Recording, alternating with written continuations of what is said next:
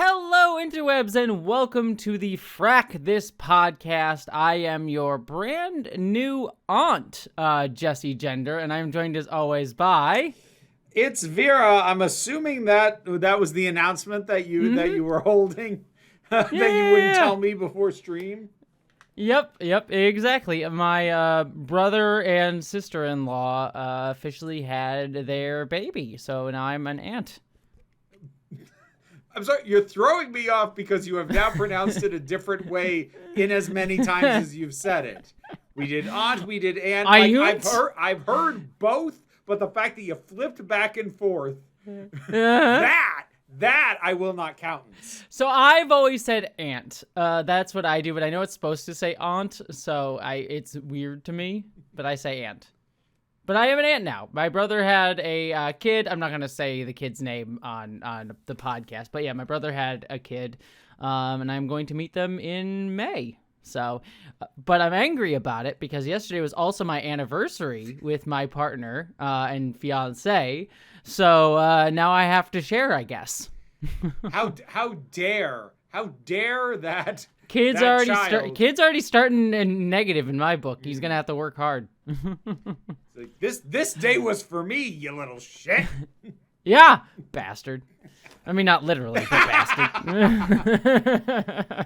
Look, speaking of someone who is a bastard, that is not your word to use. That is our word. We can say it about ourselves. You can't say it about us. Can I call you a bastard then? Well, you can in my case. It's factually accurate. I'm giving you permission. To be fair, what is the technical definition of bastard? Do they have to be born out of wedlock or conceived out of wedlock? It's born. Okay, so not a bastard then. All right. If there was the other definition, then my nephew would be a bastard. No, it's born. I'm a proud bastard. I have no issue with that. Yep.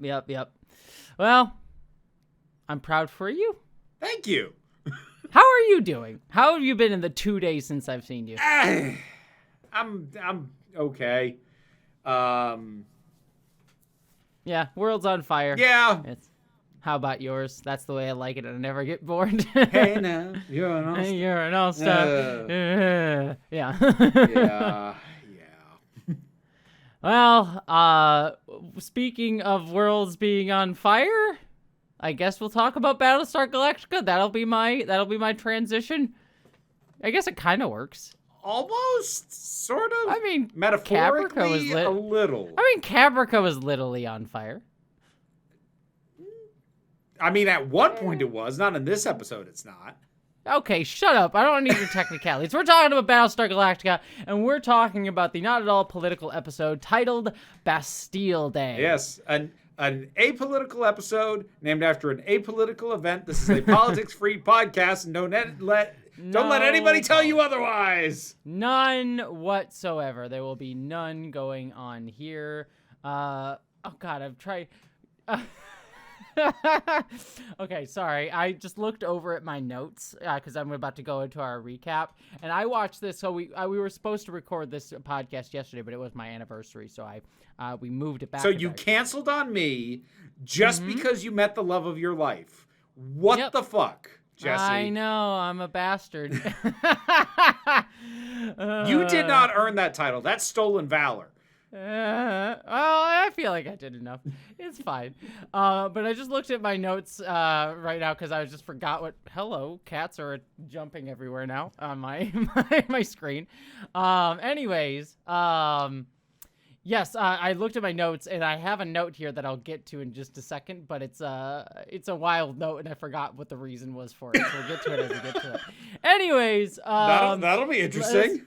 Let us get to our recap. It's coming up quick. It's our first one. Well, it has been a little while since we've had to try and decipher your notes. I know there's been a couple of times where we've been like, I wrote this down and I don't know what I meant.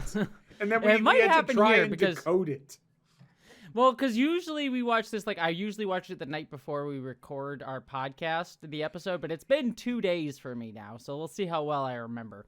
But anyways, we start off the episode with Tigh waking up, looking at his alcohol, and taking one metered out drink from it, one finger, as we said before from the episode previously. Yep. Ty's getting a good fingering. And then he pours another. He has a double. He does have a double. Which, dang, dude, really? Yeah, he can't. He's just metering it out. Yep. But then we cut to them talking. Tigh, Tyrell, and Callie, I should say. One second, my cat is being very loud. Buddy, you okay? I don't know if you can hear, but he's just being a whiner. No, I can't. Anyways, we cut to Tigh, Tyrell, and Callie talking about the ice moon and sort of the problems that's going to take to try and get it out of there.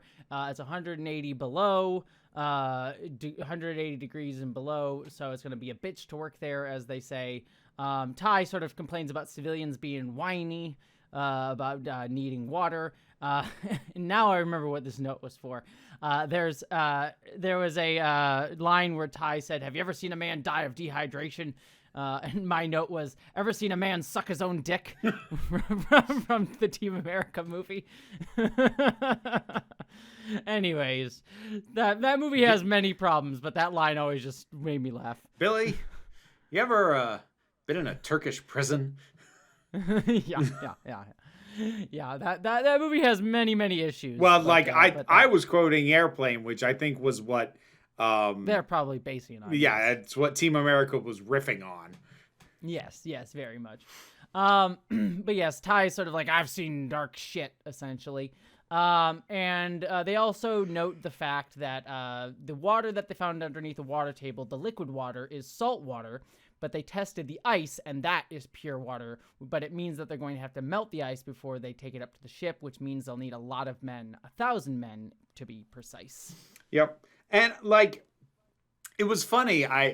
It took me a second to be like, how are we still dealing with this? We dealt with the water last time. But, like, because in my brain, thinking the way that so many sci-fi shows are, like, oh, they found the resource, problem solved. But this show's like, oh, no. They have to retrieve it, and that's a whole other issue. I'm like, you're right. Okay, then. It's interesting. Again, I like it. It's having to like actually deal with like the just day-to-day like problems of dealing with this stuff. Yeah. So, yeah.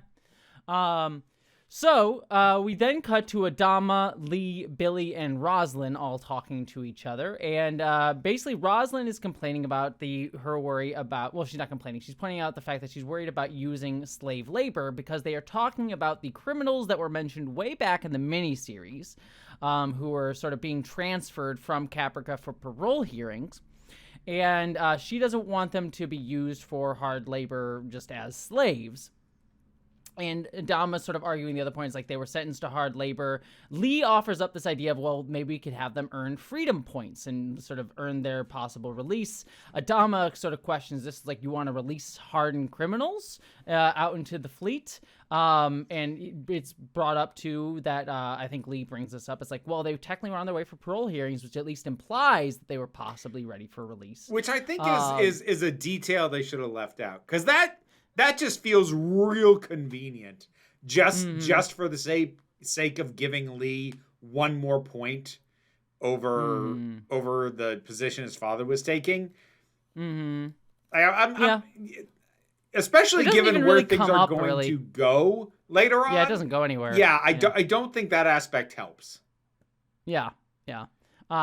Anyway, and especially considering the main criminal we deal with, his backstory would kind of imply that he wouldn't be up for parole. Yeah, really.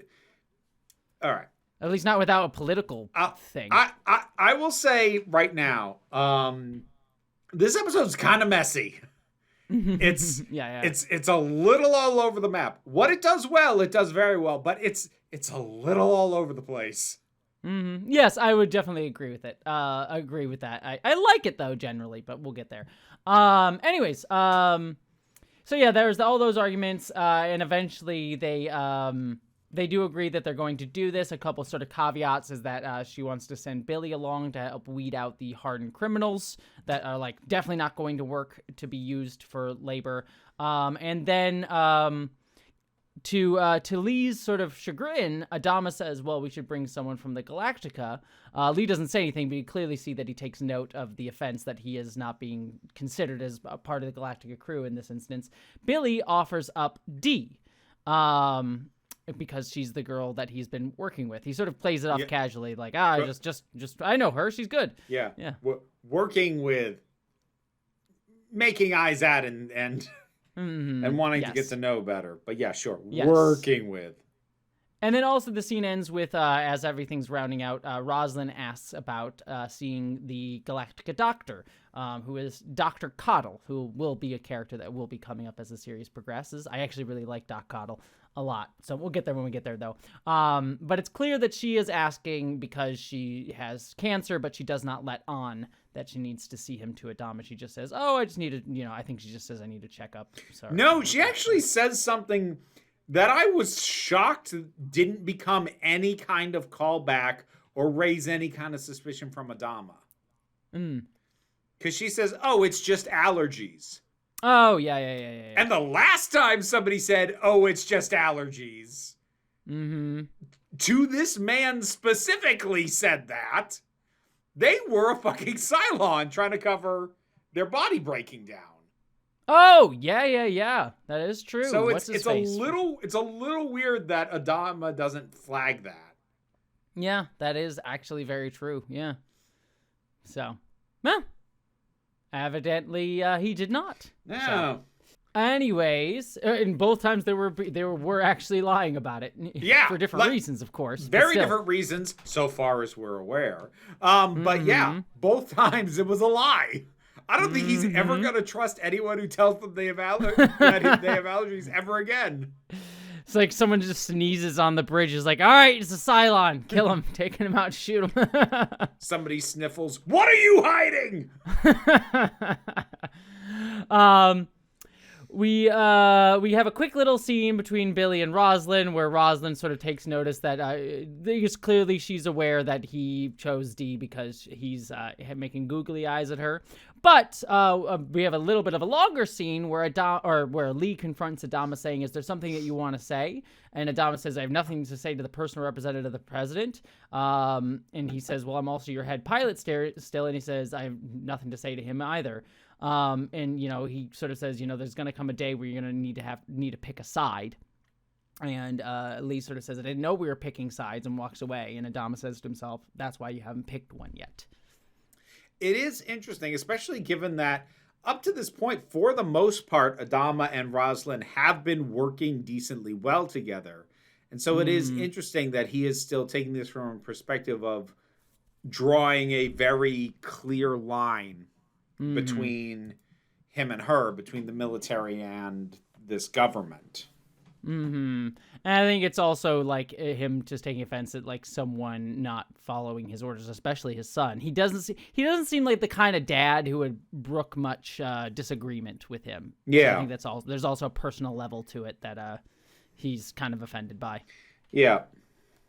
So.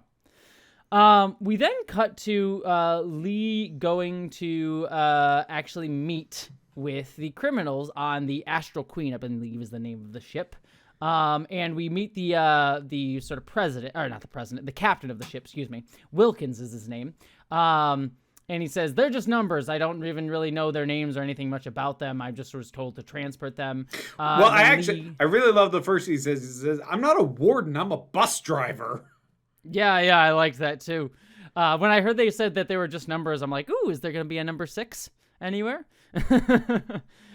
Nice reference to The Prisoner. I'm kind of shocked that they didn't pull a 24601 Les Miserables reference, honestly. Yeah, I'm sure especially given where this goes too. But yes, Lee sort of goes on the speaker system and tells the prisoners on the ship, "We need 1,000 able-bodied men. This represents your best chance to get out. We're willing to offer you freedom points as a chance at a new beginning.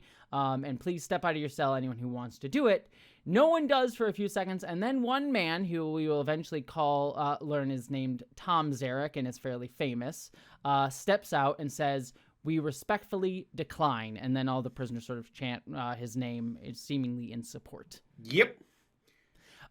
So one thing to note here before we get into the nitty-gritty, I did check who the actor is, if that's what you're about to get into. Yes, that is what I was about to get into. The actor who plays Tom Zarek is named Richard Hatch. who is the actor who played Apollo in the original Battlestar Galactica series. Yep. It is also, just to note, too, he was also an actor who numerous times after, believe, Galactica 1980, he tried to get Galactica renewed. He kept coming up with new pitches for it, or new spins on it that never got picked up. And this version of Galactica was not anything that he initially had anything to do with. Well, from what I heard, when he found out that his pitches were rejected, because he was still pitching when this got picked up, that his pitches were rejected in favor of this, he was vocally and publicly pissed. Yes, And it kind of took him, like, getting to know Richard Moore and... Ronald D. Moore. Ronald Moore.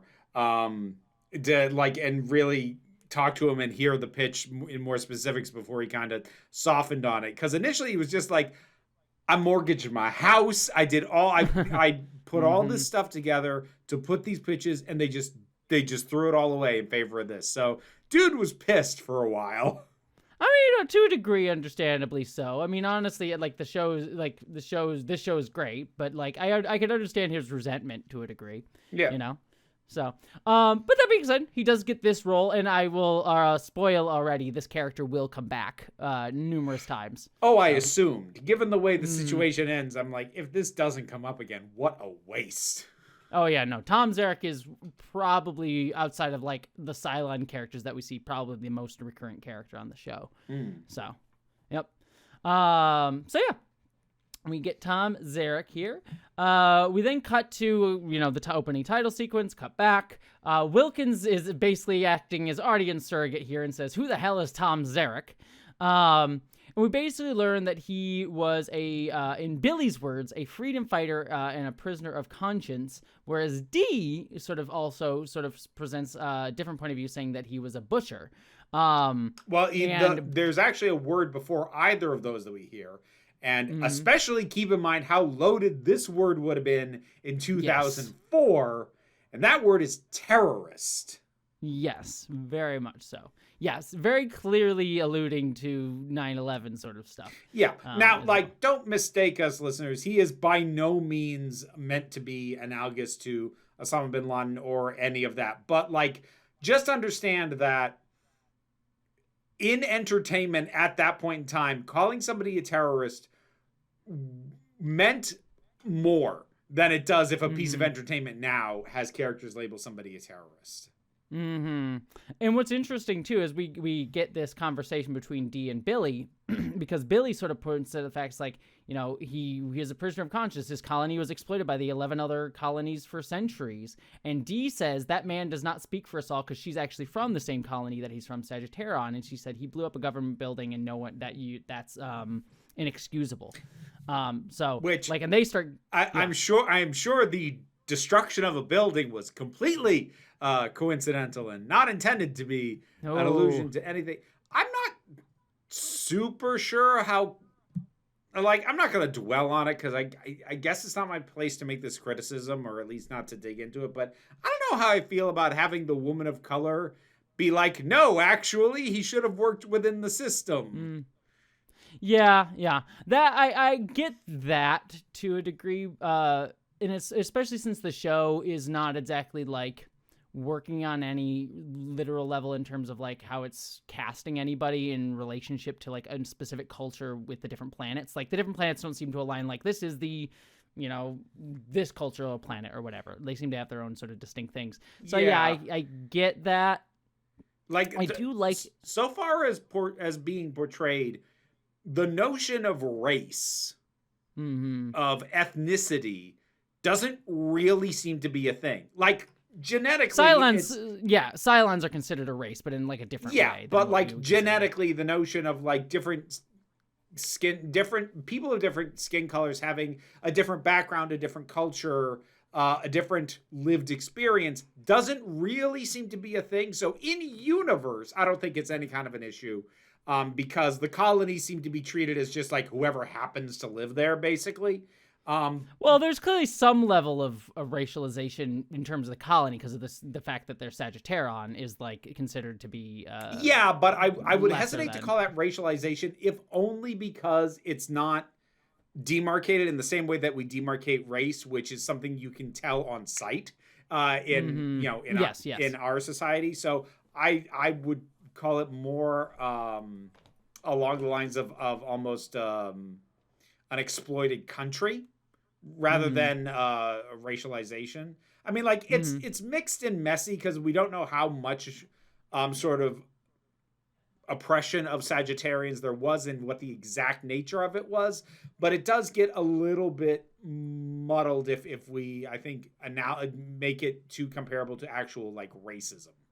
Yeah, I will say, and this is something that's not, I'm going to bring it up here because it's not going to come up for like seasons down the line. But this is something that gets explored a little bit more better in Caprica, the prequel series. Okay. So like that, because that's when it's contemporaneous rather than now, like it's contemporaneous to that storyline. So that gets explored a little bit there in that there is some level of like cultural differences and racialization that occurs because of that, but it's certainly not the same in terms of how we think about like racialization of black people. There's not a specific like sort of like anti-blackness embedded into like Caprican society necessarily. What I mean, I'm asking at least something that's analogous. I'm asking because I don't know. Would it be better analogous to classism, possibly? Like people from this colony are designated as a lower class of people? Yes, but again, I don't remember how much eventually comes up in Battlestar Galactica. It certainly comes up in Caprica, but in Caprica, it's clear that there are cultural differences that do demarcate people as different, not just class difference. Okay. Now, how much that comes up in Galactica, I don't remember. It may, but I don't remember. All right. So. But like broadly speaking, I do think it is fair to like have it noted that, you know, just because he was fighting on behalf of these people doesn't mean that those people wanted him to do what he was doing. Yes. Well, and I think that that's what I ultimately like about this expression from D, because yes, there's a question mark about like, the woman putting that in the mouth of the woman of color there. But I do like it as just an idea of, if we are going to speak about class, there's sort of like Billy being the guy from, you know, even technically the oppressing culture, sort of like kind of like looking at Tom as like, ooh, look at this man to venerate, where someone from that culture has a much more, I don't want to even necessarily say more nuanced, but a different opinion. And you could even talk about, it doesn't necessarily get brought up, it gets hinted at in a later conversation with Lee, but like how sometimes cultures can fetishize the terrorist or the freedom fighter from another culture that they're fighting against. So it's an interesting idea. I mean, like when if you're not there, there is that distance that can result in this sort of idolization or just treating it strictly on the merits of what somebody's philosophy and goal is, but because you're not there in the same space, you don't have to deal with their actions or the kind of person they are. And it's funny, like that's a general notion that expands out because as time passes, you know, from historical figures having passed away or whatever, so many of the figures of history we whittle down and we conceive of them through their ideas, through in many cases their writings, but that doesn't tell us who they were as a person. Only the way that they put on paper that they thought. That's not a complete picture of anybody. Exactly. So yeah, it's interesting, and I like this discussion that happens between these two characters here. Again, with the caveat of I certainly understand putting it in the mouth of the woman of color element of that sort of complicating it, but it's an interesting concept. And to be fair, since we brought it up to like the context of this coming out in 9/11, certainly something that was not brought up in most depictions of terrorism. At the time, and terrorism in most media in the United States around that time was laced with a ton of Islamophobia. Yeah, like often too. The notion of one person's freedom fighter is another person's terrorist was not new around this time, but it was not a notion being expressed very much around this time. And it is worth noting, you know, Richard Hatch, Tom Zarek's actor, is a white dude. So it's like it's like we're talking about the Islamophobia stuff of it. It's like, would the show have been so easy to be able to do that if they had cast you know, an Arabic person or something like that? Oh, so. I bet you they never would have dared. And a lot of given the climate at the time, I'm not even gonna say like, oh, you cowards, like, No, even if they tried, I bet you that would have been shut down. Yeah, I think the intention. I mean, we can go into it. And I think in the show, I will be clear. The show is, if it's not clear, like they'll be dealing with more 9/11 parallels down the line. Like I think the show is intentionally trying to provoke that reaction of people like starting to question what it means to say a terrorist. But it is interesting that they're not necessarily confronting people with the racialized aspect of that in this depiction of this character. Yeah. So, yeah. All right. So we get that explanation. We then cut to Cylon occupied Caprica, where Hilo and Sharon are walking around a very empty city on the 12th day of since the bombs dropped. And Hilo's sort of talking about, it's like, yeah, no people around here. Wish I could say it gets easier to Boomer, who is clearly perturbed by everything, or at least pretending to be perturbed by everything. And she even vomits, or nearly vomits, when she sees rats eating a body. But they also sort of mentioned that they're there to score radiation meds, and Hilo sort of tries to set her straight. Hilo got on my shit list. Yeah? Yeah. Mm-hmm. He shot at rats. What the fuck, dude? What the fuck? Like, yeah, she freaks out because she sees rats eating a body, and he fires his weapon at them, and we hear a rat go, yeah! Like, what the hell was that? First of all, there were like 12 rats on this thing. You're not going to unload all of them. You just decide, you rat, fuck you. Dude, speaking of someone also wasting bullets and also drawing attention to yourself with the noise. Yeah, too. Like, aside from being tactically inane, like, speaking of someone who has now and has had for a decent chunk of my life pet rats, fuck you! I did have 2 rats as well. Gandalf the Grey and Saruman the White. Yeah. Gray and white rat. Yeah. So, yeah. No, I could definitely understand that. We do cut to, though, a Doral and a Six sort of standing on a roof of a building watching them. And they're sort of talking about like how she, like Boomer, this Tumor is what we call her. Tumor is good at acting. So we do get kind of a confirmation of what you were presuming last episode, that like this Tumor is not a sleeper agent. She is acting. Yes. So there's a couple of things in this conversation that I was like, okay. Yep. I forget what Six's initial line is. Something about like how well she's this all makes me so sad. Or no, sorry. No, she says like how well Tumor is manipulating him, and then Aaron Doral, who I'm gonna call that because I don't know his number, so I have nothing else to call him. They call him. I think they just call him a Doral. I think he gets a Cylon number later on, but most they just call him Dorals. I think is like the version. So Doral looks at her and goes, jealous. And then she says, well, it makes me sad. And I'm like, okay, so this is interesting. Because, like, I'm not going to say that, like, there was no indication of emotion from the Cylons up to this point. But there hasn't been... So this is kind of a what you do in the dark moment. Mm-hmm. They don't have to pretend for anybody now. There's no human eyes on them. And they don't have to worry about how they're being perceived. And one of them is inquiring if the other is experiencing the emotion of jealousy, and the other one expresses the feeling of being sad. And that is interesting because I don't recall a concrete confirmation of them having, or at least expressing some connection to emotions that I couldn't have excused as possibly being cover of some kind before. Because, Caprica 6, I mean, like, Head 6 is a whole other conversation since we don't even know if she's real. But Caprica 6 certainly seemed to have some emotions, but you could tie all that up in, like, it's part of how she manipulates Baltar or whatever else. Like, but these two, with no humans around, and granted, they're not behaving emotionally, but they are expressing an understanding of and a feeling of jealousy, of sadness. I'm like, okay, interesting. Yep. The other thing, too, that gets expressed is, I believe Six says, humanity is our parents. And Doral says, yes, well, parents have to die. And it's the only way that kids can come into our own. So sort of that idea of kids and parents. See, the thing that I thought was more interesting happened before they had that exchange, which was, I think it was Doral said, they would have destroyed themselves anyway.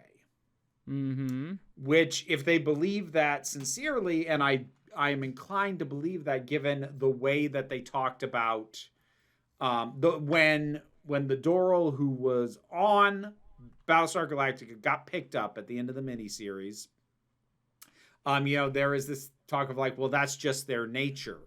And this seems to tie into that idea that they would have destroyed themselves anyways, which lends credence to what had been the intention of the baby killing scene from the miniseries, that this might be viewed as a mercy. That's a good idea. Yeah, I mean, there's some philosophical stuff that I want to get into with this, but I think I will save it. I guess it kind of hints at, what I will say is this, is it kind of hints at that sort of idea of the perpetual cycles of history. Does humanity just doomed to constantly repeat this same cycle sort of thing? Yeah. Yeah. So that's where I'll leave it at that, because certainly this will be a theme that'll be tying throughout the whole series. So we'll talk more about it as it gets developed further. Anyways, we then cut back to Lee going to see Tom Zarek in his cell. Lee starts to talk to him, but when he sort of says something to him, I forget exactly what it was, Tom Zarek asks the guard for permission. And the guard gives him permission, and Tom Zarek says, I mean, we're not allowed to speak unless asked a direct question. You've never been in a prison before, have you? The guard also walks away, and as they do that, the prisoners start sort of speaking to each other via some form of Morse code or knocking code while Lee and Zarek talk to each other. And Zarek sort of starts expressing some of his point of view. He talks about how, like, you own us, you are the masters, we're the slaves. And Lee sort of points out, like, hey, clearly you're a man of principle. The book you wrote that was smuggled out of labor camp, I read it in college and made me question some things. To which Zarek replies, like, oh, well, I'm glad I was a big hit on campus. And he said, no, the book was banned and I read it anyways. He sort of says, we need you to do this because people are going to start dying. And then we'll get into what happens after that. Lee totally had a Che Guevara poster in college. Oh, he 100% did. Yeah. Well, again, it kind of goes into that idea too. Like, I think it's interesting to a degree, because I think, Zarek kind of initially assumes Lee is that sort of like, oh yeah, of course everyone reads the book in college and it's sort of like you're not really understanding it sort of thing. And Lee sort of saying like, well, no, it was banned, so I read it anyways. Like, there's a little bit, I think that shows Zarek there's a little bit more to Lee than what's on the surface there. But it still also could be brought down to that idea of like, ooh, it was just banned and I was just being, I was being a rebel, rather than, again, still really understanding the meaning of his words. Yeah, sort of thing. There's that. And again, kind of what I talked about before, there's still that distance of like, for Lee reading that, it was an expression. Just an intellectual exercise. Yeah, it was an intellectual exercise. It was an expression of a philosophy, as opposed to, a document of a man's actual actions and and or the justification for things he was actually doing. Yeah, it was very detached, which can ultimately sometimes come down to being condescending. May be the right word. Yeah, something along those lines. Anyways, while this is all going down, the guard, who was Zarek's guard, knocks out another guard, and it's become clear that one was sort of working with Zarek, had befriended Zarek, or was sympathetic to him for some reason or another.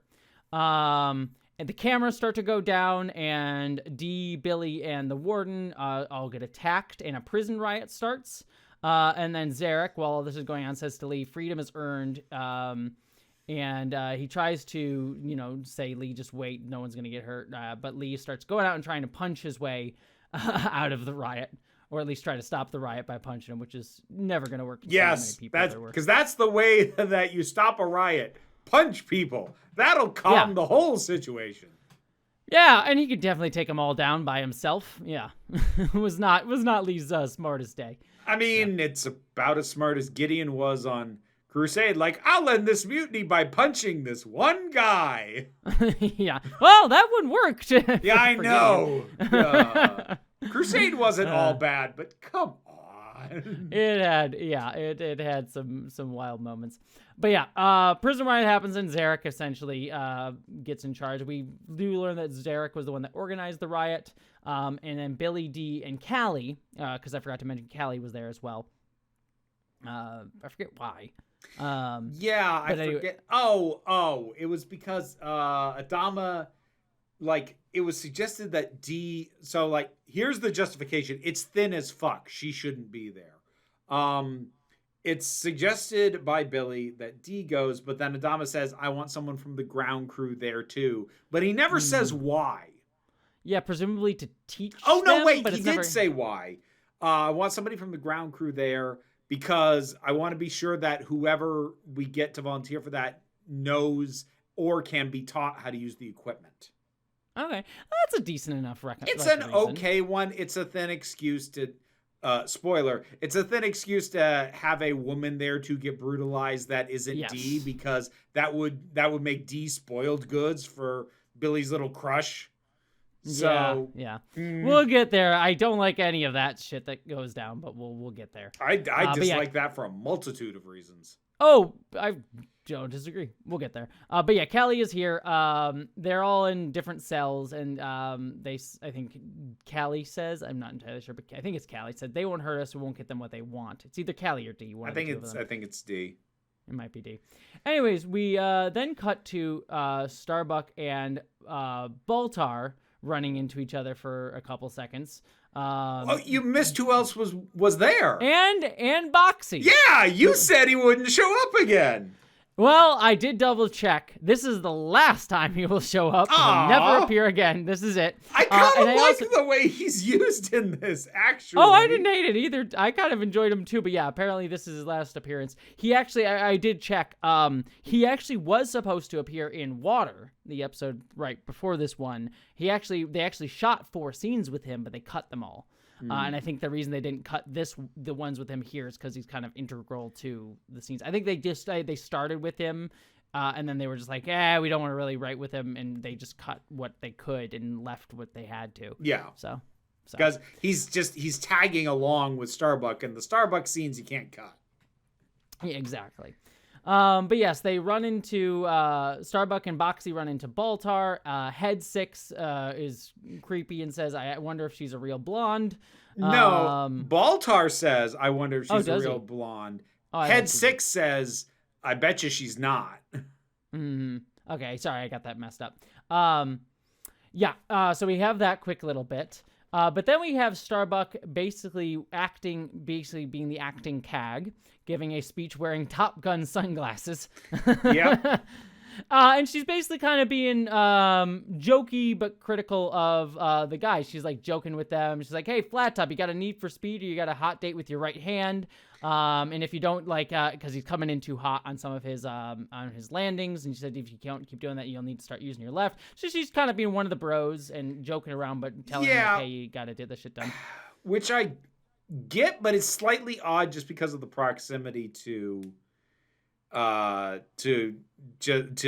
33, where she was all over Lee's ass for not being tougher and for being different. Now, like, she's not behaving exactly like he was. He was, all empathy. She's being, just one of the guys. I get it's not the same thing, but it still struck me as slightly weird. Like, you got on his ass for not being a stronger, more definitive, harder leader, and you're up there making jokey jokes in his place. Like, I get it. It's not that it doesn't track. It's just in the moment, it took me a second because I was like, It works for me because, like, she doesn't want to be CAG. She's not the person who wants authority. Yeah. And so she doesn't really respect. She doesn't respect. Let me put it this way. I think she will respect authority if she respects the person, but she doesn't really respect the office necessarily. Like she clearly respects Adama, and she clearly has some level of affection for Lee, that will cause her to respect them. But when it comes to Tigh, for example, as we get here too, she doesn't have much respect for him, and therefore doesn't have much respect for his authority. So, yeah. And so I think her like doing this is sort of like her just being like, I don't give a shit about the office, but I'll at least do it. What I do find interesting though is that Tigh is watching all of this. And when the crew all leave the room, and also, by the way, Boxy's still there, kind of being like making jokes and stuff like that. With her sort of being her. There's a great little exchange between him and Tigh that I loved. Yes. I don't know if you wrote this one down or not. No, I didn't. Okay. No. Tigh looks at Boxy and he's like, "Where's your mother?" And Boxy goes, "Dead. Where's yours?" Yeah. It's like, you little shit. Nice. Yeah. Yeah, if you're going to be an orphan, might as well get the jokes out of it. Yeah. Again, like, I get not keeping him around. I'm sure he would have been a pain in the ass to write for, especially if they were trying to do stuff with him nearly every episode. But I kind of liked him.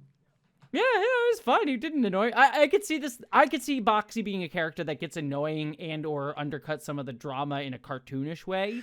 But and I could see why that would be a problem. But so far that wasn't the case with him. See, like, I think the thing is, I think the writers made the assumption like, well, if we keep him around, we have to put a focus on him. But I'm over here thinking, no, you don't. I kind of like that he just pops up now and then, and he's not the focus, and he's like, don't.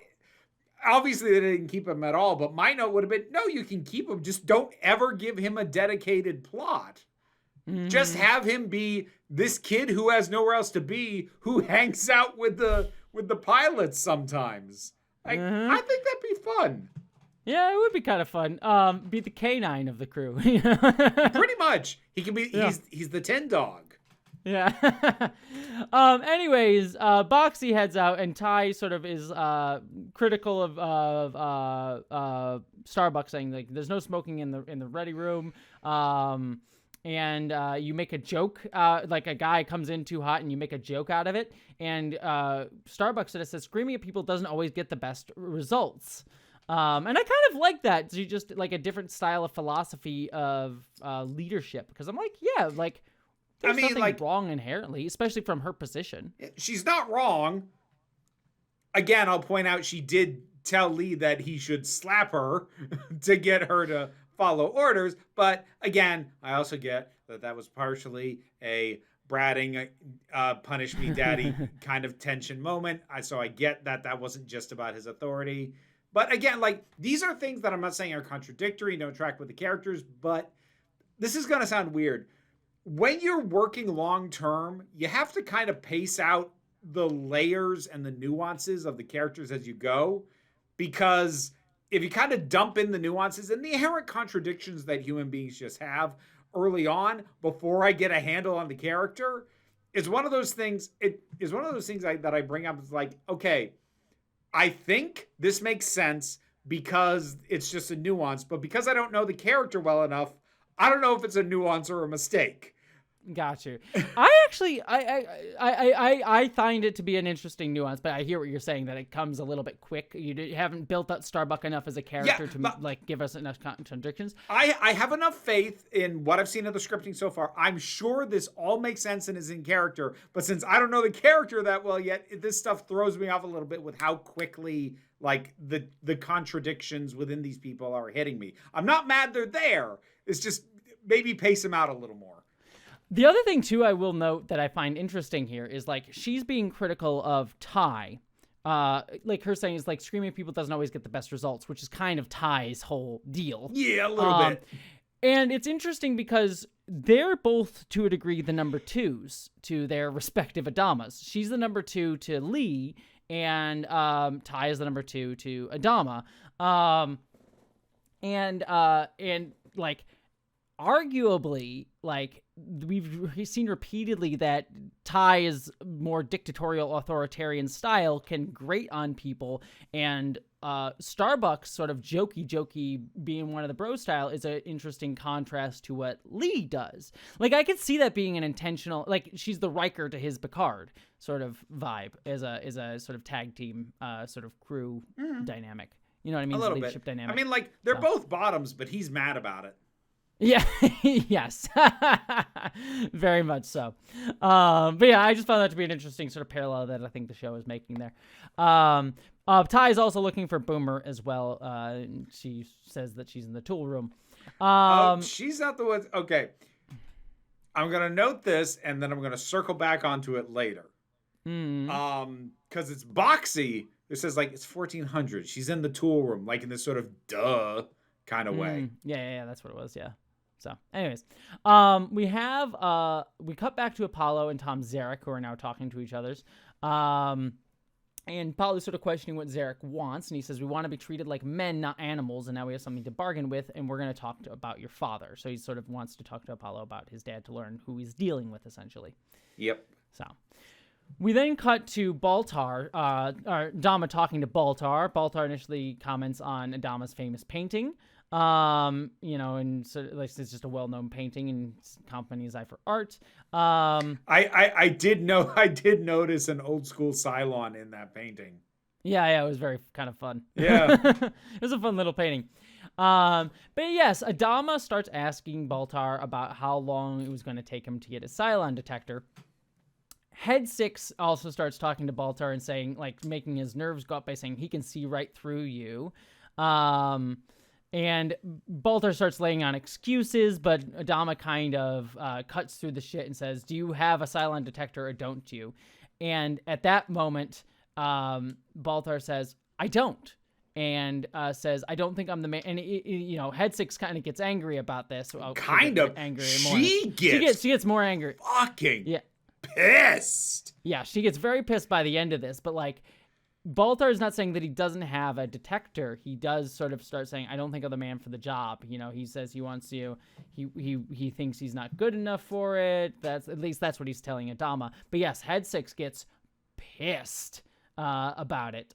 She says, she like screams at him, says, I'll tear your head off, throw your body out of an airlock, or he'll throw your body out of an airlock and finds you out. Like, she's screaming at him.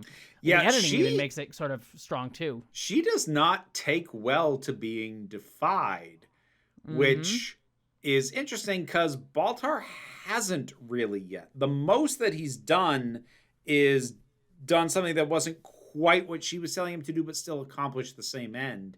Here, he is acting in direct defiance of what she wants him to do, and she is not okay with it. Which is interesting, isn't it? It is. But yes, Adama basically says, you're the last man we have, so what's the game plan, Doc? And Baltar sort of is unsure what to say, and then Head 6 says, you tell him exactly what and she's still very angry at this, but she says, say exactly what I tell you to say. And basically she gets him to say, what I really need for this project is a nuclear warhead. So something that Baltar himself is shocked at, even though he doesn't sort of let on to Adama. Yeah. Well, initially he's shocked at, but then as he starts to talk through it, at least the way I read the performance is him realizing this could actually work. Yes, he gives some examples of, like, I need the plutonium inside of it specifically susceptible. It basically gives, like, I could use the plutonium to figure out how to find Cylons. Yeah, it seems like it's plausible enough to make sense. Yeah, it would create a reaction in artificial cells. Yes, certain kinds of radiation react to that stuff. Yes. Adama is hesitant at first to give him this because they only have 5 warheads left, and they may need some. But ultimately he does give Baltar the warhead. He says you'll get it. So I'm just going to ask you, because I'm not going to say anything here on this. What do you think of Head 6 sort of getting Baltar to get a warhead? A nuclear warhead. I am going to be curious when he actually starts working with, I'm assuming he's not just going to be handed an active warhead, but when he has his hands on the plutonium core, I am going to be curious as to what she then tries to get him to do next, because even if he has realized a way to use this that would actually enable him to detect Cylons, I have a hard time believing that's why she wants him to have it. But we'll see. There are a couple of things that I want to note about this. So, first of all, once he has, finished everything, she says in a wonderful voice, good boy. And, game respecting game. That was good. Yeah. I also do like when after she says nuclear warhead, she's like, figure out the rest for yourself, and he has to sort of talk himself through it as well. Yeah. So, yeah. There was one thing that I'm going to call this, unless it comes up again later, I'm going to call this one an actual mistake. Not like a continuity error or anything, but like it has downgraded my opinion of somebody's intelligence. And it's downgraded my opinion of Adama's intelligence. Because if the dude says the only way he can get a working Cylon detector is with plutonium, and he didn't have plutonium before, how the fuck does he justify saying that Aaron Doral was a Cylon? And it is downgrading my opinion of Adama's intelligence that Adama doesn't clock that. That if what he needs is plutonium, he definitely didn't have it before. How the fuck did, and like this him bringing that up would have paired beautifully if they hadn't confirmed that Aaron was actually a Cylon. That would have been so beautiful to really hang right in both the audience and Baltar's face. Like, you didn't know. We left somebody behind, and you said, but you didn't know, and now we don't know, and we can't go back for him. Like, that would have been amazing. It doesn't do it because apparently Adama can't put 2 and 2 together on this particular issue. Yeah, I agree with you. I do think that is a mistake because I don't think it comes up. So yeah, I think you are correct. And like that to me seems like a very obvious question. Like there are some times that like I'll ask a question, but I get why the characters wouldn't ask that question. To me, like, come on, man. That is such an obvious question to ask. Yep, it just goes back to my problem with that the end of the miniseries where it's revealed that Doral is in fact a Cylon instead of leaving it more ambiguous, which would have been way more interesting. It would have helped. It wouldn't have fixed this specific problem of Adama not noticing. No, but I think if they had left that hanging, it would have been an idea that they would have probably had. It would have been a more emotionally resonant moment in the series. In which case, I think they might have brought it up more. You know what I mean? Yeah. So, anyways, we cut back to Zarek and Apollo, and Zarek kind of picks up on the fact that Roslin and Adama don't get along, but Apollo sort of points out they have their differences, but not when it comes to dealing with terrorists. And Zarek says, "I thought you respected me," and he sort of also points out, it's like, "Oh, isn't it always better when the oppressed don't fight back?" So that Zarek brings up. Yeah, and I mean, Apollo kind of has the standard comeback of like, "That was before you." You know, you beat the crap out of me, and all this. It's always better when oppressed don't fight back. Yeah.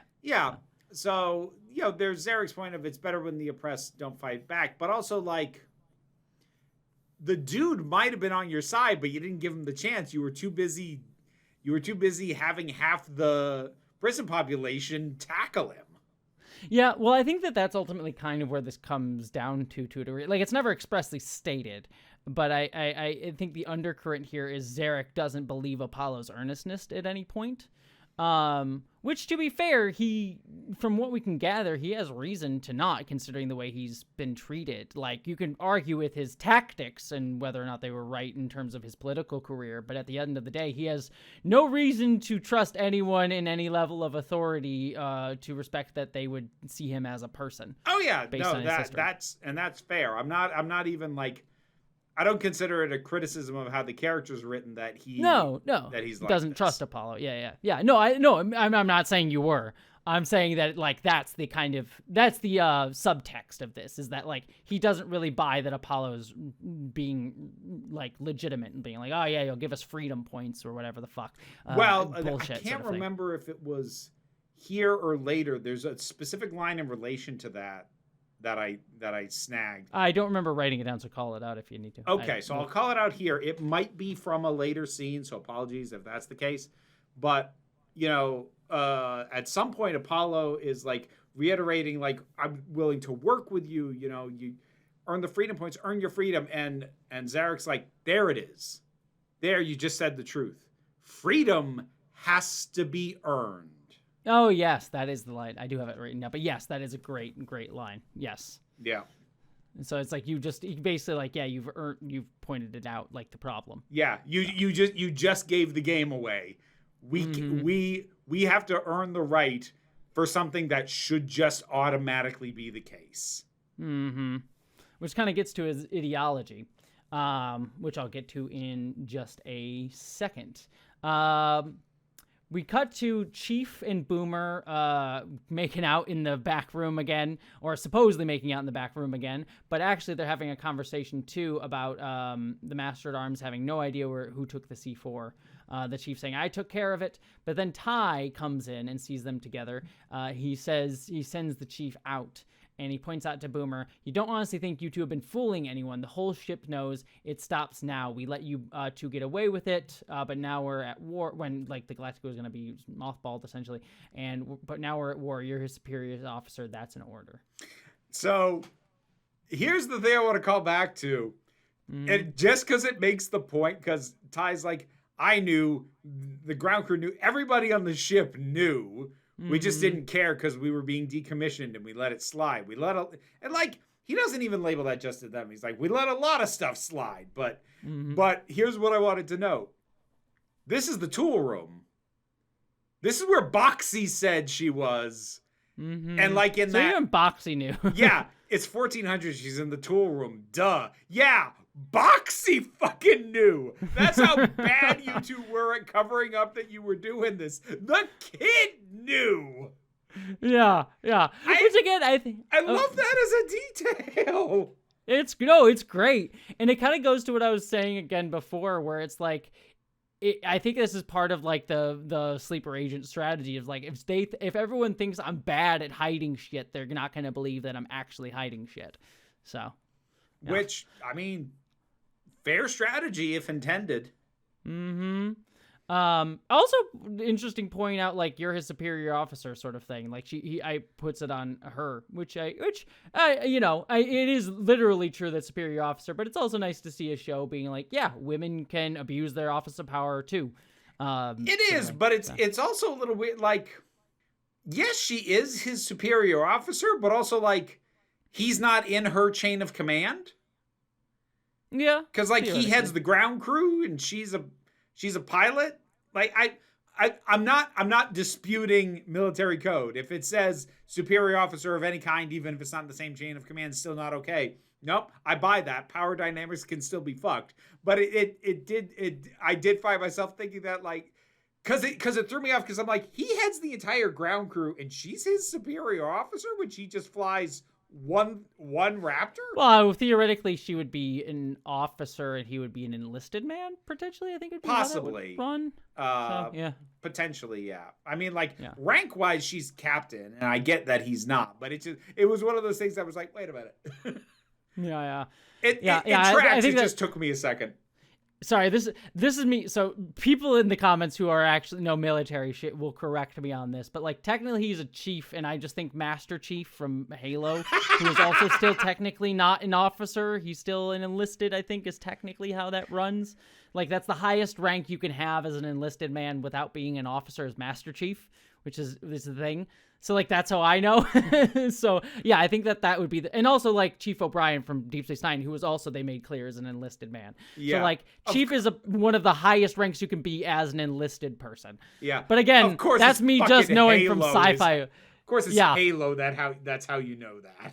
Yeah, and Deep Space Nine, but yeah, like, I'm sure someone in the comments, please feel free to correct me if I'm bullshitting my way through that, but I believe that is the distinction going on there, because I think technically like Air Force pilots all have to be officers technically versus ground crew. So yeah, now I guess ultimately in the end of the day, he's like, he's not in her chain of command directly, so it makes it less problematic but not unproblematic, I guess is probably the best way to put it. Yeah.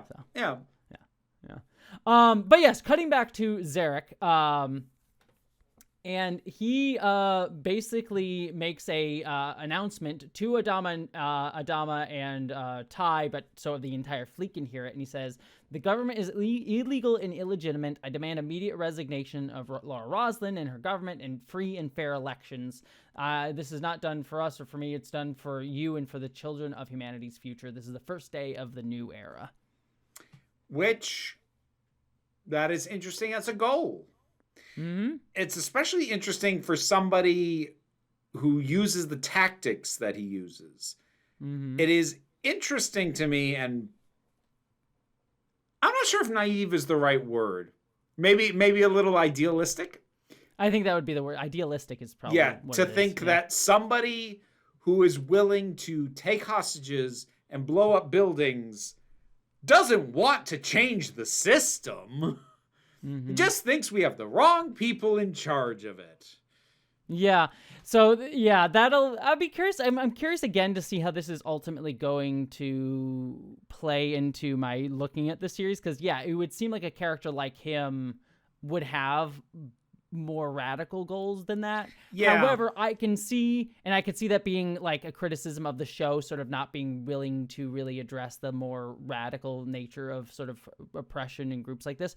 But then again, we could also look at the Cylons as a terrorist, and they're just more genocidal. So like, it's still kind of like, it's sort of like, it's not playing in the middle ground of that, which is where a lot of these things usually would be with terrorist groups, of like wanting a change to the system rather than either complete genocide of people or just changing out the leaders. However, what I also will say is I will keep a track of that, whether that's the show's ideology or just Zarek's, because again, this is me having future knowledge. Zarek is a complicated character in some of his ideology and how it plays out. Well, I mean, the other thing I'll say is, like, we're going to find out that this is not a goal he thinks he could actually achieve. So, like, it's arguable whether or not this would.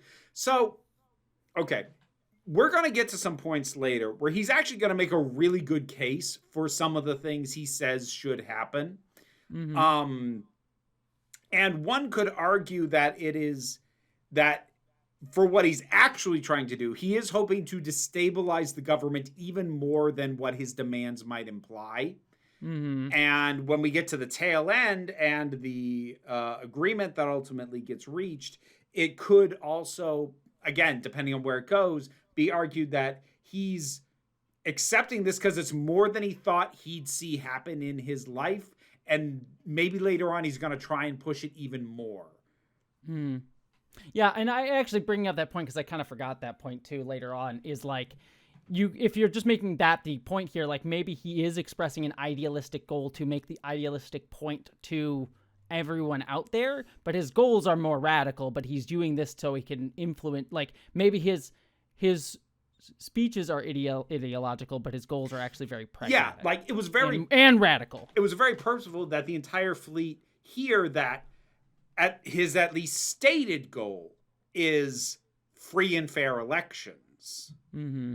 Which, his actual goal seems to be to stabilize the government to create something new. But that's not his stated goal. So there does seem to be a little bit of a nuance and a distinction between what he wants everyone to hear him say and what he actually wants. Now, it's not that far off, and for where it's going to end up, at least at the end of this episode, he is willing to accept his stated goal, at least for now. Mm-hmm. I'm sure he will never cause any more disruptions in the future, though. I'm sure he won't.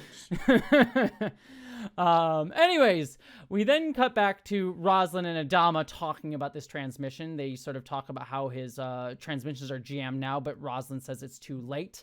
He's trying to bring down the government.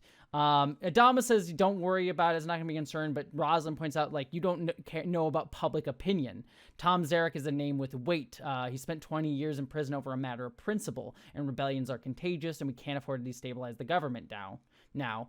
And he wants legitimacy and his crimes validated. And she makes a hard line of, we don't negotiate with terrorists. Which, of course, somebody had to say those exact words because it was 2004. Somebody had to say it.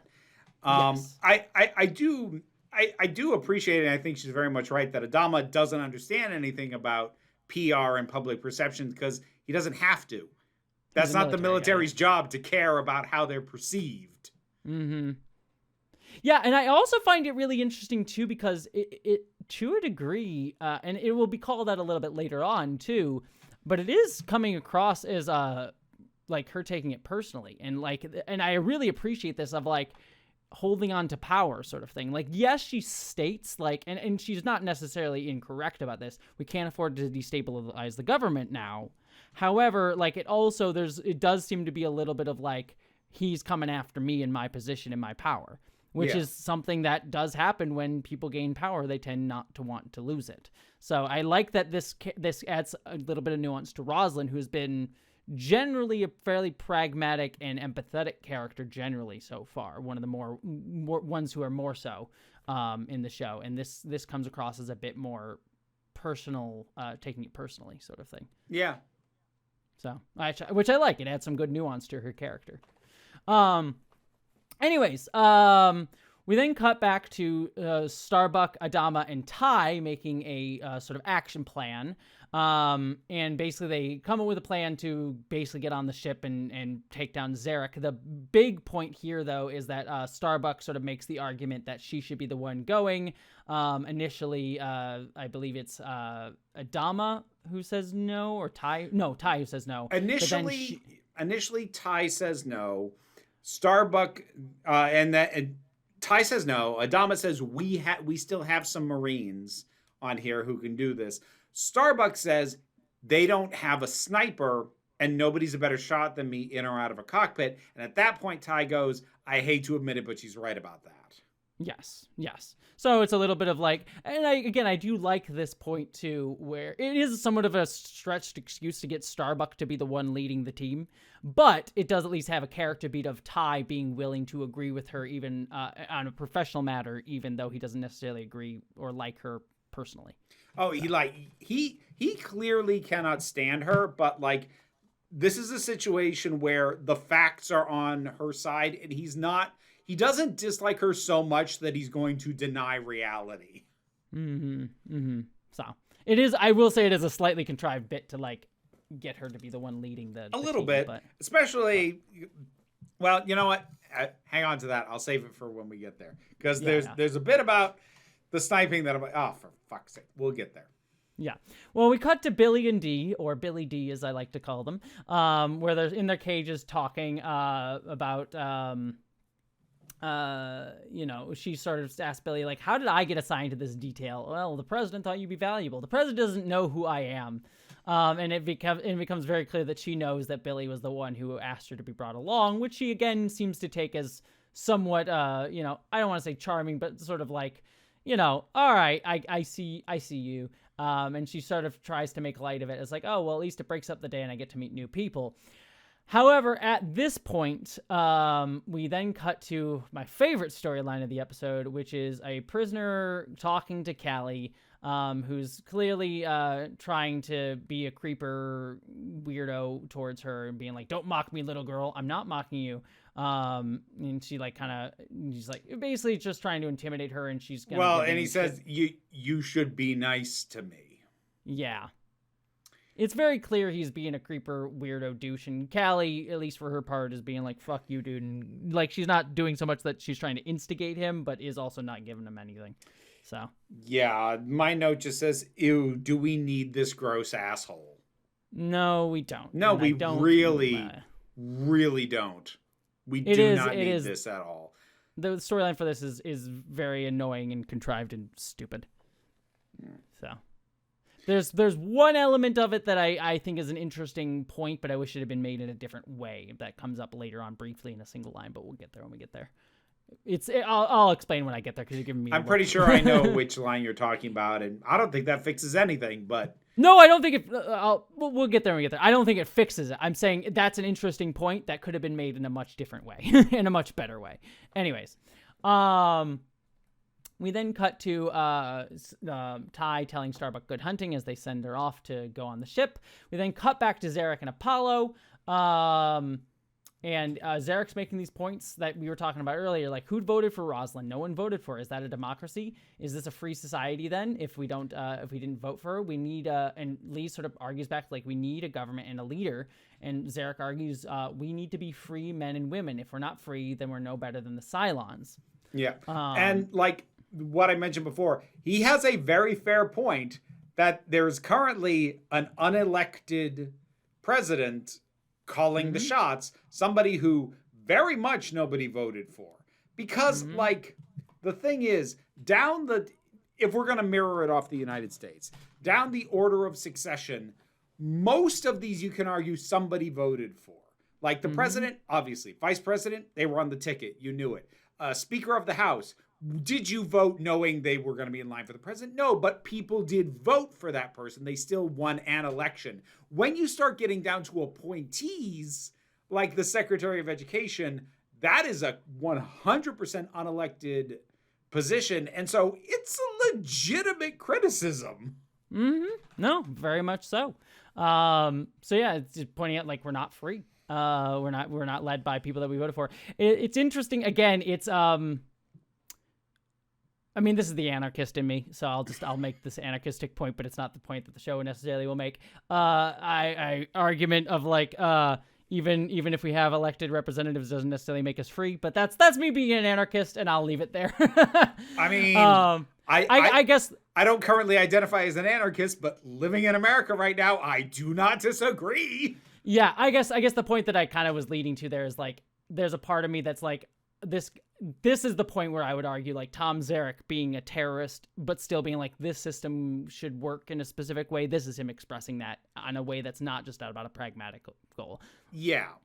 Yeah. So like I feel mixed about this because he is making good points, but it seems slightly odd that this is the character making them. Yeah, it's one of those, like, I feel like this character, like, these are good points and interesting points within the framework of, representative democracy, but a character like Zarek, we would presume would want to be a bit more radical than upholding that type of government that led to his oppression. The thing is, I don't even think you would necessarily not be able to have him express these points. I think you would just have to rework the dialogue a little bit so that rather than expressing, like, but there should be an election, just noting it as a failure of the existing system. Like, you have somebody in charge right now who wasn't even elected. So even by your own rules and your system that you say is good, it's still currently fucked by your own standards. Would have been the better way to deliver this idea from somebody like him. Yes. And I think this is to a degree where it would have been where this character being like a white character kind of also gets into that. Like, I don't know if you would necessarily put that perspective in a character of color necessarily who's in this type of role, I should say. So, anyways, just an interesting note there. One other interesting thing too, though, that I think, I mean, it's clearly an allusion to the fact that both of these actors have played the character of Apollo now. But he starts talking about the call sign that Lee has, which, by the way, it should be noted, I believe the character's actual name in the original show was Apollo. It wasn't just a call sign. So that's just a distinction there. But anyways, he points out, like, Apollo was a lord of Cobol. He was the son of Zeus. He was the god of the hunt, of healing. A god can sort of resolve those two sort of dichotomies of being a god of hunt and god of healing. But for human mortals, we have to pick one side or the other and have you pick a side, Apollo, sort of echoing what Adama had said to Lee earlier on. Okay. I fell down such a rabbit hole on this, and I thought about it probably way more than was worth it. But let's go over a few things. Okay. You were ready for this. Oh, yeah. First up, that is really, it is both interesting to kind of explain why someone from a society that has its own bespoke religion has a name that is an allusion to an earthbound notion. And so we're labeling Apollo and Zeus as lords of Cobol. Okay. Now, depending on where this thing ultimately goes and how all of this ties into Earth, that may or may not make a certain amount of sense. Again, because I've said before, I don't know. I'll give you this because this is something people would have been theorizing and would have been talking about. that is not incidental. Okay. Then there's the fact that that if we're drawing parallels between the Greek gods Apollo and Zeus as we understand them here on Earth, and Apollo and Zeus as lords of Cobol, they don't line up, because what he said Apollo is wrong on a couple of counts. Because he says Apollo, good with a bow, god of the hunt, god of healing. Now, Apollo is good with a bow. He's right about that. He's not the god of the hunt. Artemis, his twin sister, is the god of the hunt. And he's not the god of healing. I had to write this one down because I can never remember his name. That's Asclepius, which is Apollo's son. That is the god of healing. So, again, it's one of those things where, like, I don't know if this is thoroughly thought out and really clever, or a mistake that I am reading way too much into. I don't know which is the case. Now, I believe you that the connection to existing Earth deities not being accidental, cool. I buy that. Whether or not these things being wrong about what Apollo's is actually the god of, because in Greece, he is the god of the sun and the arts and poetry, none of which are named by this dude. So he's being ascribed godly features that aren't his and not being given the godly duties that he actually had. That is interesting. Mm-hmm. Is all I will say. I'm bitch. glad you note these things, because that's all. Because if I note certain things, it'll be telling. That's all I'll say. But we do at the end of this scene, Gaeta calls in saying that they're calling for Zarek, and then Zarek says Zeus is calling, alluding to Apollo's dad, Adama. Yep. So, Zarek then talks to Adama. They check to make sure that people are unharmed. He lets Apollo on the line. Apollo tries to say where everyone is, but obviously Zarek cuts him off. And Zarek's very clear. He's like, I know you're about to storm the ship. And Adama tries to, come up with an understanding. We have a water shortage, tries to appeal to like, hey, we need you to, work for everybody. And Zarek just keeps turning it down. It's like, I know your men are on their way. And he says, have your president step down and call for elections. Adama says no. And so Zarek says, I look forward to meeting your men. Yep. All right. We cut to what I wrote in my notes. Callie and the douche nozzle. I took no notes at this part because I didn't want to. Yeah, basically, long and short is this asshole dude grabs Callie and is clearly intending to sexually assault her, is basically where it ends up. We cut to Zarek and Lee, where they're talking to each other, and Lee sort of psychoanalyzes Zarek and says, you want them to storm the ship. You want a bloodbath. Tom Zarek has been out of the headlines for long, so you want to go out in a blaze of glory. And he wants to go out in a blaze of glory, and he's going to take it. And so again, what we talked about earlier, that he believes that he wants Roslin to use Adama's soldiers. Or no, Zarek says this. And his express goal is Roslin's going to use Adama's soldiers to make a massacre here, and then it'll cause the government to collapse. So that is ultimately his goal, as he said. Yeah. Which, I do like that Lee figures out that he does want the massacre, but I like that Lee appears to be slightly wrong about why. Because Lee ascribes it to this notion of going out in a blaze of personal glory, like his own personal mythologization. Whereas Zarek is just no, I just think that I'll actually have a better shot at accomplishing what I want than us trying to fight them. Because, and he doesn't say this part, but it's all baked in. Because everybody heard me say, all I want is a fair election. And me and everybody in here including probably you, is about to get gunned down. That's going to lose all legitimacy to this government. Mm-hmm. So, which is probably fairly true. Yeah. So I like, because it's always iffy for me when you have characters I'm not. Actually, let me back up. It's not always iffy. It depends on how seriously the show is meant to be taken. But when a show is meant to be taken as seriously as this, it's iffy for me when a character within a quick second, like fully figures somebody out and like, oh, you want this. And because of this, I know just like, I like that Lee only half figures him out. He figures out what his goal is, but not why. Yes. Yeah. I like that he has sussed out his tactic, but not his motivation. Mm-hmm. Well, we do get the Marines storming the ship. The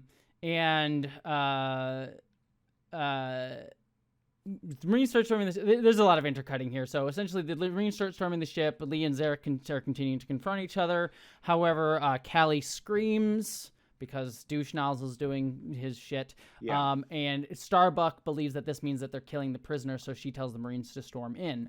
However, Zarek and Lee overhear this as well, and they go and confront douche nozzle. It turns out Callie has bit off his ears, and then he bit off his ear, and he shot her.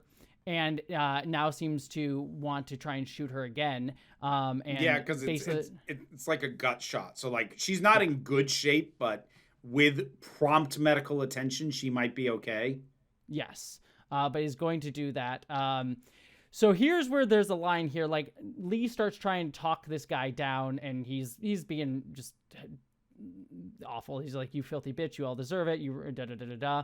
Zarek makes a point here as Lee is trying to talk this guy down of, you made him a monster, which is the point that I like. I don't like it in this way. Why do we have to do it through a sexual assault way? There is an interesting point to be made of like how the prison system dehumanizes people and causes them to sort of like, it becomes a self-fulfilling prophecy of like how we put people into poverty, put people into these situations where they have to do crime, where they have to do these things. And then but like this is a horrible character to exemplify this. Horrible way to do it. Yeah, because it's not like he now only knows a life of crime, or like his only way to exist in society is to continue to do crime because he can't get legitimate work or any of the actual real world things. Now he's just a fucking rapist, which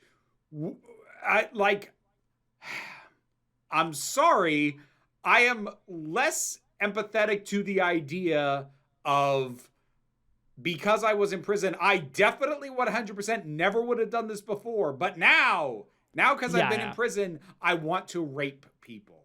I have a hard time swallowing that idea. No, I agree completely. Like I think the point the show is trying to make is it's an interesting point, but this is not the way to do it, and ultimately it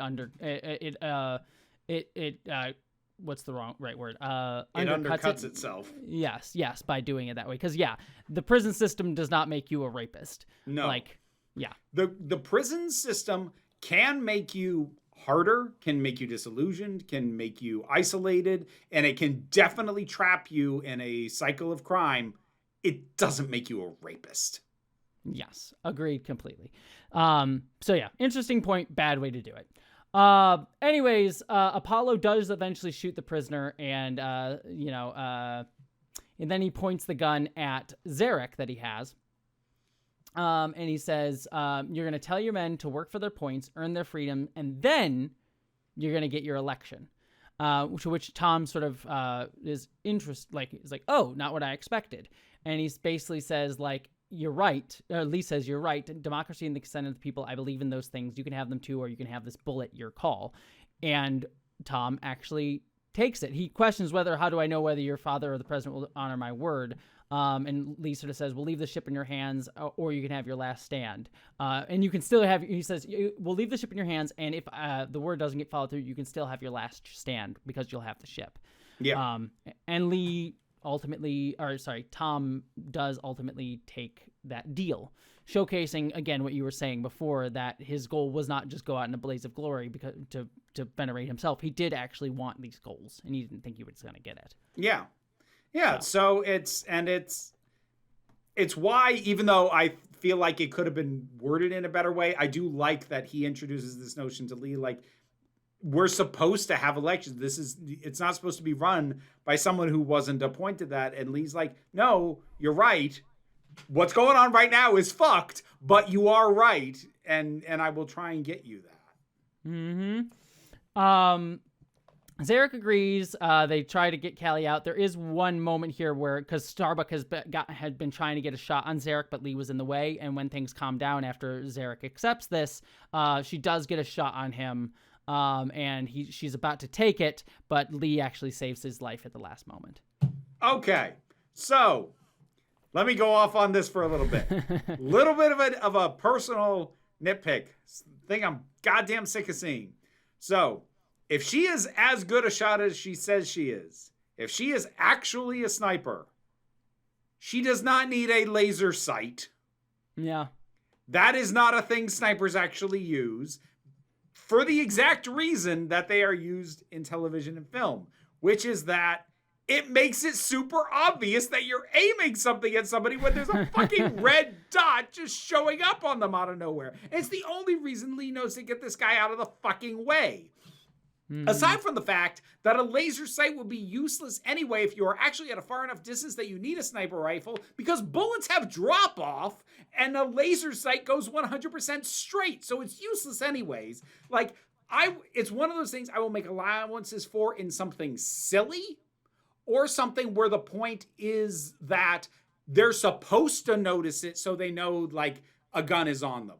Like, that's fine. But if someone's trying to take a serious shot, get rid of that shit. It's such bullshit. Yeah, it's unneeded. I think it ultimately is trying to get Zarek to realize that Lee is earnest even more so. Yeah, I understand the purpose of the beat, but God, do I like that's one of those things that I've just been seeing for so long. I'm just like, God, fuck. It's like when I see people having a sword fight and they do those big arcing swings that the two things clang in the air, but if neither of them had blocked it, it just would have sailed over the other one's head anyway. It's that exact same kind of thing. Like, I understand why it's like that, but I've seen it for so long and I know it's bullshit and I can't anymore. Yep, I agree.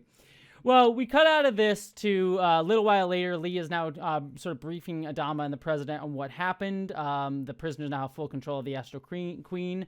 Adama is very pissed about this. He's like, you've given them a weapon. He's like, they've been disarmed. And he's like, the ship itself is a weapon. But it's pointed out, like, they're organizing their own workforce. And the president's sort of annoyed at Lee being like, you committed me to holding elections within a year. But Lee points out, it's like, you're just here to finish out Adar's term. The law says there should be elections in 7 months. So there should be election. I only committed you to obeying the law. And he sort of points out, it's like, and if we throw out the law, I'm not a captain, you're not a commander, and you're not... I wrote down this exact line. I've got it verbatim. I fucking love this. This was great. And he delivers it excellently. If you're telling me we're throwing out the law, then I'm not a captain, you're not a commander, you're not the president, and I don't owe either one of you a damn explanation for anything. Which, like, that is a beautiful moment, because, like, the whole reason any of this is supposed to happen is because we have rules that we are following. But the instant you start throwing them out, then the ones that have even allowed you to be in charge don't apply anymore either. And especially given how tenuous the situation is, like, he's just sort of pointing out, like, this isn't expressly stated, but it's one of those, like, yeah, if we start throwing that out, then we are fucked because we are not going to be able to organize at all. Like, the only way where, like, this whole thing is being held together is because we have some level of organization here. Yeah. So. Yeah. Yep. And, like, I'm not necessarily one who says all rules must be followed at all times. I'm not that person. But what I will say is that if you are maintaining your basis of power and order on the principle of we are following the rules that everyone has agreed to, then yeah, you better keep freaking doing that or the whole thing's going to fall apart real damn fast. So under the circumstances they are in, Apollo is absolutely right. Yes, that's where I would put it too. Because yeah, y'all know me, I'm an anarchist, so I'm not exactly one to be like, yeah, I agree in this form of government. But given the situation, yes, he is very much correct. Yeah, no, it's good. I like it. We then cut to a scene. There's a quick little moment here at the end here where, Laura looks at Adama and says, he's your son, and he says, he's your advisor. And as Adama leaves, he says to Lee, I guess you finally picked your side. So, bringing that theme back around. Yep. Anyway, it's almost like there's themes. Anyway, yes. He picked the side of the people. We then cut to a scene between Starbuck and Tigh. Starbuck goes in and starts pouring a drink for Tigh in his cup.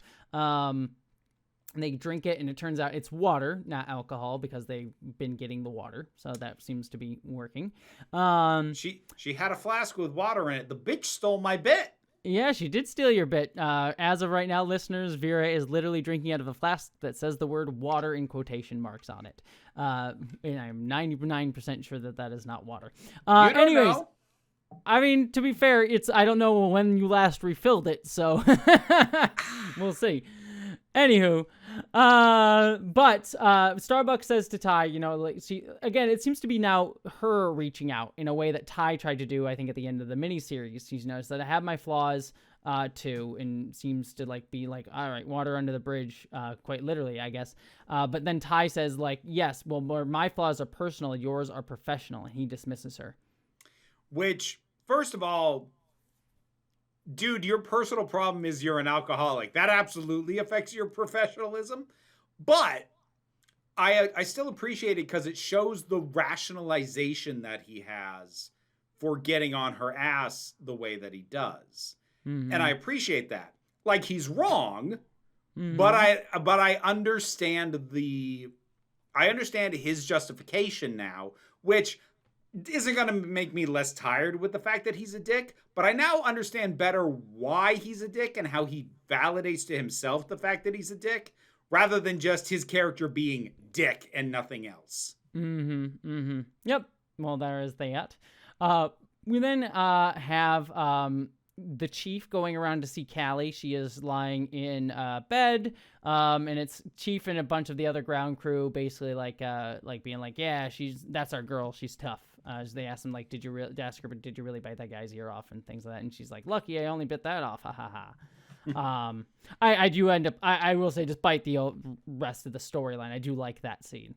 I thought that was decent. Then we end on a scene between Roslin and Lee. She invites him in while she's sort of getting ready for bed. She's in a robe, and he says again, Lee says to her, I just was upholding the law, but just to let you know, I wasn't being disloyal. I believe in you, and you'll have my vote in 7 months. But then she reveals to him, I might not be here in 7 months. And she tells him she has cancer, and that she's going to fight this, but there's going to be a need for secrecy. It is of great importance to me. This is her line. It is of great importance to me that there is a future for the people, and the knowledge of my illness will erode hope. And Lee says, you can count on me. And Roslin says, yes, I know, because you're Captain Apollo or something along those lines, because ending on the line Apollo there. Yep. Because this is the episode where the other guy who played Apollo was here, you see. So really drive home that Apollo theme. And that is how we wrap out the episode. So now Lee knows that she has cancer and still believes in her. So, yep. And I also like it, too. I'll just make this note, too, because I pointed out, too. I do like that Roslin does come to accept the reasoning, even beyond the cancer element here. She does seem to accept, I get what you're saying, and seems to be accepting of this, which kind of adds a little nuance to her again, because we had talked about before earlier where she seemed to be coming at it from a personal place of I want to hold on to my power. At least at this point, she seems to be able to be reasonable about that point. So yeah, at least yeah. And I am gonna be curious as to how the timeline moves on this, mm-hmm. because given that her, at least as we currently understand it, granted we might get a new prognosis from the doctor when we meet him, or her, mm-hmm. I don't know. Pavel's a guy. Old crusty doctor trope, and I love it. He's Pavel's great. Anyways. We might get more specifics on the prognosis when we meet him. But for right now, given her, the way she talks about it, I am going to be curious as to how quickly the timeline moves, because she is expressing the idea that she's got months. Mm-hmm. So yeah, I'll be curious. Yeah, I won't say anything.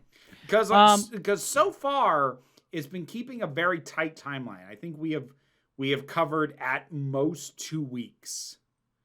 Yeah, something along those lines. I think we get a note of like it was 4 days since between 33 and water. And then presumably this is like just a day after water. So it's only been like 5 days since 33, and 33 wasn't very long after the miniseries. So maybe even not much longer than a week, frankly. Yeah. So far we're on a very tight timeline. I'll be curious if that remains the case. Mm-hmm. Well, we'll find out.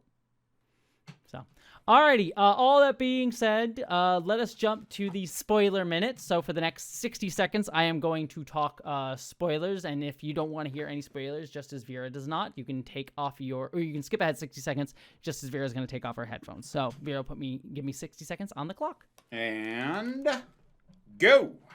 All right, so big thing, just interesting that Vera calls out the connection to the Greek gods here, because obviously, if you know the ending of the show, this is all leading up to them landing on Earth, and they're basically our ancestors. So, like, the Apollo and Greek god stuff comes from them.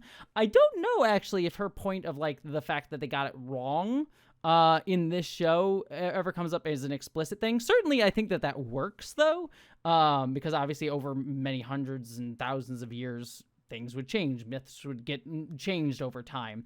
And certainly it might even come up as an explicit thing because obviously Apollo is Adama's son, so there's like elements of how these storylines could sort of mix and mingle. I don't think that ever becomes an explicit thing, but certainly I buy it as a reasoning for why there are inaccuracies and differences in the gods.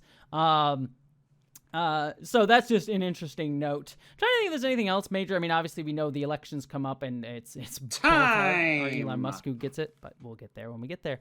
Alrighty. What did you think of the episode, Vera? It was so close. You were very close. 200th of a second off. Damn. Yeah, she times me, just listeners, just so you know, and her timer was just you owe me a 200th of a second on my spoiler minute, Vera. Anyways, what do you think of the episode? Considering I'm usually over by like 0.5 and stuff like that, I think you actually still owe me time. But Well, that's a problem on your end, you know. Well, you owe me something. I don't owe you shit. Anyways, don't worry, I'll be there to collect. I hate soon you enough so much. Anyways, what did you think of the episode, ya bitch? I mean, some of it is a little muddled. Some of it has to do with the passage of time because, like, even invoking the idea of a terrorist with political goals and things like and these kinds of political goals, it just meant something different in 2004 than it does now, and we're just looking at it with a different perspective. So some of it is aging. I hesitate to like just label it as aged poorly. I don't think it's that simple. It's just the context for a lot of the ideas that it's playing with isn't now what it was then, even though it's all still relevant. And then there's a couple of snags like douche canoe dude, like we just did not like that just did not need to be there. But other than a couple of hiccups, considering how fraught a lot of what it's dealing with is, it's pretty well handled. And Zarek is a fascinating character. I'm going to be very curious to see how he shows up again going forward. And it's been really interesting watching. This was a good showcase for Lee too. You know, really drawing the line on where his principles are and what it is he's fighting for. And like Adama says, I guess you picked your side. And I'm like, he did, but I'm not sure in the way that Adama is framing it. Because Adama seems, at least appears, to still be thinking of it in terms of like military or government. Whereas Lee, yeah, he picked a side, but he picked the side of the law. And he's actually kind of pushing back against both of them at the end with the stance that he takes. So it's been really interesting seeing him really form up on his core principles. Yeah, he's all of them. He is probably the most idealistic. At least in terms of where we're at right now. So I think it helps to have a character like that. I will often roll my eyes at characters like that, and I probably will at him at some point. But I think a character like that is kind of important for a story like this. Yeah. I am in agreement with you. I probably come out liking it a little bit more. I actually think it's aged pretty well. Like, yeah, there's a couple things that are very clearly like of its time, like the terrorist call out and the we don't negotiate with terrorist lines. However, I think generally, like, this kind of goes to my curiosity at watching the show and seeing where it's going to evolve politically, considering how I've changed politically since watching the show. I actually think it handles all of these things pretty well. There are some hiccups that we pointed out, like the fact that, like, you know, Zarek is not as radical as I think a character like this would probably end up being, and I'm curious to see how that'll maybe extrapolate out into the rest of the show, in terms of the show probably being more we stand by neoliberal style democracy than I would be. Like, I think ultimately that's probably what the show is going to be, if I recall. Here's the potential trap that this character falls into. And it's a trap that we're seeing a lot of entertainment, especially right now, fall into. Marvel. Yeah. Yeah. Which is, there's two traps it might fall into. One is good goals, bad means. Like, your goal is good, but you're doing it the wrong way. But the other one that I think, at least at this point, I think it's more likely to fall into is that when we get to the point of free elections, I mean, I'd say I have about 60% expecting him to just run for president. But even if he doesn't, he's going to have a very vested interest in who does run. And I have a feeling the show's going to fall in the trap of the people trying to disrupt the system just want to put themselves in charge. As opposed to change the system. Because that's what is always argued by the people who demand that we maintain the status quo. Like, oh, you say you want to change the system. The oppressed just want power. They just want to become the oppressors. You don't really. You just want to be the ones in charge. I'm like, I'm hoping they don't, but I expect they will. I will not say either way, but I will keep a track on that. And in this episode, while I wish the show is... Let me put it this way. Like, those are the traps the show will fall into when it tries to propagandize that we need to hold on to the system as is. I do think that ultimately, like, if I recall, again, maybe this will be different as we get into the show. I don't ultimately recall the show being so radical as to say, like, we need to tear down the system and create something entirely new, as I kind of would always want it to be. However, I'm going to see how willing it is to be critical of the system as is. In which case, Tom Zarek will be an interesting thing to track with him. Yeah. It might end up, and actually just thinking about it too, I'll even give this caveat too, because again, this is my memory. Like, given where I know the story goes, it actually may even have the potential to even say something more radical than I ultimately remember. I don't remember it being that way, but it might. But I'll leave that vague because that'll get into story specifics. I mean, realistically, and this was true when this came out and it's true now, about the best you can hope for corporate-backed media is that they actually point out flaws with the system that need to be changed. They will almost never cop to the idea that the entire system needs to be rebuilt from the ground up. So about the best you can hope for is that they still go, oh, no, there are systemic problems that we need to fix, but it doesn't require that we overhaul the whole system. That's about the best you can hope for.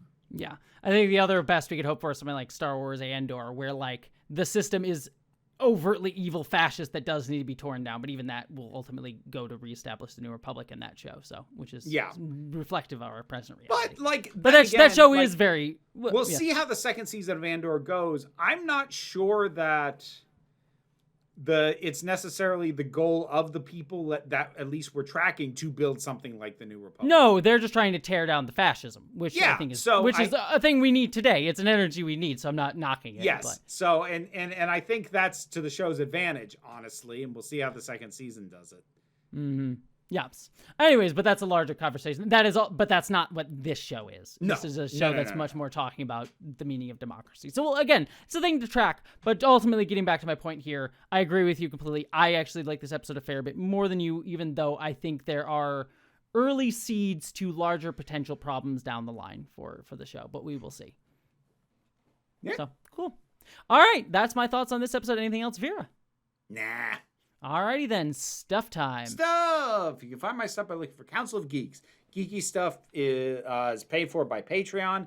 That funds the Council of Geeks YouTube channel. I have new videos out every week. I'll start reviewing Doctor Who on the main channel when that starts coming out in mid-April. There's also the Break Room of Geeks, where I have been reviewing Daredevil Born Again. It's okay. And we'll be reviewing Andor when it comes out. Hopefully, it'll be great. As well as whatever else I have. Fingers crossed. Whatever else I have played, listened to, read, or watched lately. There, you can also find Council of Geeks on Blue Sky, and I am no longer streaming on Twitch. I am still streaming Wednesdays and Fridays at the same times, but I'm now doing it in the secondary channel Break Room of Geeks. So I am off of Twitch, and I do not intend to go back. So that's, I think, the only real notable change. That's the geeky stuff. There's also, of course, the spicy stuff. Spicy stuff. And you can look for Vera Wild spelled W-Y-L-D-E, and you will find spicy content on YouTube. Anyways, you can follow me at Jesse. She gave me a point for that, everybody. You can find me at Jesse Gender on YouTube. That's where my video essay style stuff is. I believe if it's not out already, it will be out next week, or later this week, I should say, after this recording. A new video about stories. Speaking of Star Wars Andor, stories that fight back against fascism and try to tell new stories. So check that video out.